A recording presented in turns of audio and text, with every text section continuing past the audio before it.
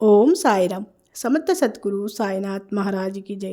సాయి సందేశం ఏంటంటే, మీ పనులను భక్తితో భగవంతుణ్ణి సద్గురుని స్మరణ చేయటం వలన మీకు దైవానుగ్రహము, సద్గురు బలము తోడుగా ఉంటుంది. ఎక్కువగా దిగులు పడటం మంచిది కాదు. మనం అనుకున్నవన్నీ జరగాలనే నియమం లేదు. కానీ దైవ సంకల్పంతో మనకు జరిగేవన్నీ మన మంచికే జరుగుతాయని అర్థం చేసుకోవాలి.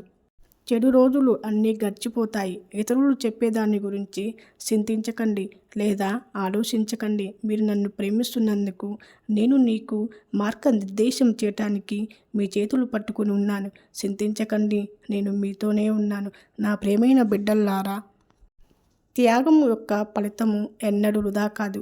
నీ కలను, నీ కన్నింటిని నువ్వు అనుకున్న వాళ్ళు లెక్క పెట్టకపోవచ్చు, కానీ నీవు ఏమాత్రం నీ అడుగులను పక్కదారి పట్టనివ్వకు. గుర్తుపెట్టుకో, నీ ప్రతి అడుగు భగవంతుని సాక్షాత్కారాన్ని చూపిస్తుంది. కొన్ని గాయాలు తగులుతాయి, కానీ భరిస్తూ ముందుకు వెళితే నీకు తప్పకుండా అంతే మంచి జరుగుతుంది. ఓం సాయిరామ్.